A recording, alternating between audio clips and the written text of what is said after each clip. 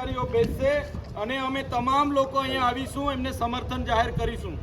બીજી વાત ખાસ મહત્વની, જેટલા પણ પોલીસ અધિકારીઓ છે એમને મારી વિનંતી છે, ભાઈ અમે કોઈ કાયદો વ્યવસ્થા હાથમાં લેવા માંગતા નથી। આ લોકો 6 દિવસથી અમને ગોળ ગોળ જવાબ આપે છે, અમને મૂર્ખ સમજે છે, અમને ટાઈમ પાસ કરાવે છે, અમને યોગ્ય જવાબ આપતા નથી। એટલા માટે અમે તમને પોલીસ અધિકારીઓને હું વિનંતી કરું છું, અમને બિલકુલ શાંતિથી ધરણા પ્રદર્શન કરવાનો અધિકાર છે, સંવિધાને આપેલો અધિકાર છે, અમને કરવા દો। અને અમને જરા પણ છંછેડવાની અને અમને હેરાન પરેશાન કરવાની જો તમારી કાર્યવાહી અમારા પર હશે તો આજે આખું ગુજરાત અને આખા આજુબાજુના આદિવાસી વિસ્તારના લોકો જોઈ રહ્યા છે।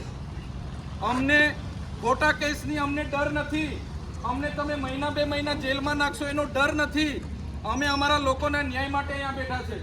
એટલે પોલીસ અધિકારીઓને પણ વિનંતી કરું છું કે કદાચ તમારા ઉપરી નેતાઓના ઇશારે અને ઉપરી પોલીસ અધિકારીઓના ઇશારે અમને છંછેડવા માટેની જો તમે પ્રયાસ કરશો તો અમે આખા ગુજરાતના આદિવાસી, મધ્યપ્રદેશના આદિવાસી હોય, મહારાષ્ટ્રના હોય કે રાજસ્થાનના હોય, સેલવાસ, દમણ અને દીવના હોય, બધા જ આદિવાસીઓને અહીંયા આવવાનું આહવાન કરીશું અને એની સંપૂર્ણ જવાબદારી પ્રશાસનની રહેશે। અમે શાંતિથી બેઠા છે, અમારી માંગણી જો તમે પૂરી કરવાના હોય તો પોલીસ અધિકારીઓ આવી જાઓ અને પૂરી કરી આપી દો, એટલે અમે હમણાં અહીંયા પૂરું કરીને અમારું બધું બિસ્તરો પોટલો લઈને અમે નીકળી જઈએ। જો પોલીસ અધિકારીઓને પોતાના પ્રમોશનો માટે અને વહાલા ધવલા થવા માટે કોઈને બહુ ઈચ્છા હોય તો તમે અમારા પર ખોટી ફરિયાદ અને અમને ખોટી રીતે હેરાન કરજો। અમે આદિવાસી છે, અમે ક્યારે અમારા ન્યાય માટે અમે લડીશું, અમે ઝૂકીશું નહીં। અમે શાંતિપ્રિય રીતે અહીંયા ધરણા પ્રદર્શન કરીએ છીએ। અમે સીઓ શ્રીને પણ હમણાં રજૂઆત કરવા જવાના છે।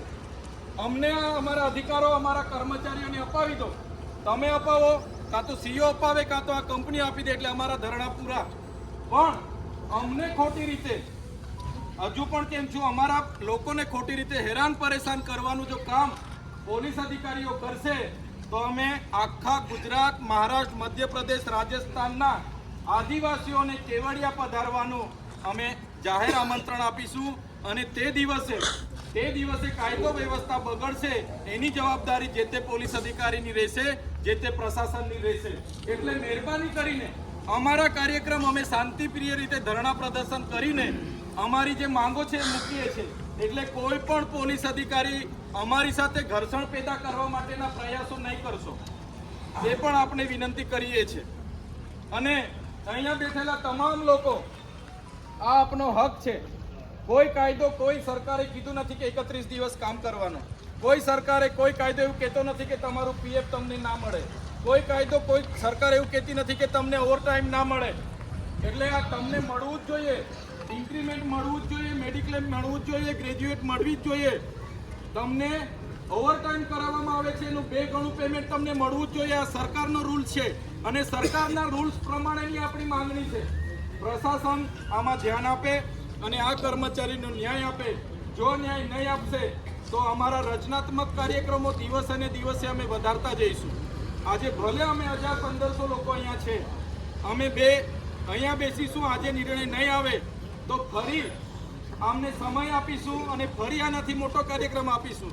જ્યારે પણ નિર્ણય નહીં આવે તો ફરી બધા સમાજના નેતાઓ, સામાજિક સંગઠનના આગેવાનો, બધા પદાધિકારીઓને પણ આહવાન કરીશું, ફરી આનાથી પણ મોટો કાર્યક્રમ આપીશું। એમ કરતાં કરતાં દિવસ અને દિવસે આંતરે 2-3 દિવસમાં આપણો મોટો કાર્યક્રમ આપણે અહીંયા આપતા જઈશું। અને અહીંના જે લોકોએ જમીનો આપી છે, પોતે પોતાના સમાજ, પ્રકૃતિ અને ગામથી છીનબીન થયા છે, એવા લોકોને ન્યાય અપાવવા માટે અમારે બધાએ મહિનો સુધી અહીંયા રહેવું પડશે। તો અમારું આ આંદોલનને સમર્થન રહેશે અને અહીંયા રહીને તમામ આદિવાસી સમાજને અહીંયા એકત્રિત કરવા માટે આવનારા દિવસોમાં અમને ફરજ ના પડે એટલા માટે અમે કંપની, પ્રશાસન અને પોલીસ પ્રશાસનને વિનંતી કરીએ છીએ કે આ કર્મચારીની માંગોનું નિરાકરણ આવે। અગર તમને સમય જોઈએ છે, અમારા વતી અમે સમય આપવા પણ તૈયાર છે। કોઈ પ્રશાસનને, કોઈ કંપનીને સમય જોઈએ છે એના માટે અમે સમય આપવા પણ તૈયાર છે, પણ અમને પાક્કા લેટર પેડ પર, કંપનીના લેટર પેડ પર અમને બાહેધરી જોઈશે। આટલા દિવસમાં, આટલા સમયે તમારો પગાર વધારો થશે એનું લખાણ અમને જોઈશે। તમે એ લખાણ અપાવી શકતા હોય, તમે અમને વિશ્વાસ અપાવી શકતા હોય, ખાતરી અપાવી શકતા હોય તો અમે આજે પણ આંદોલન સમેટવા માટે તૈયાર છે.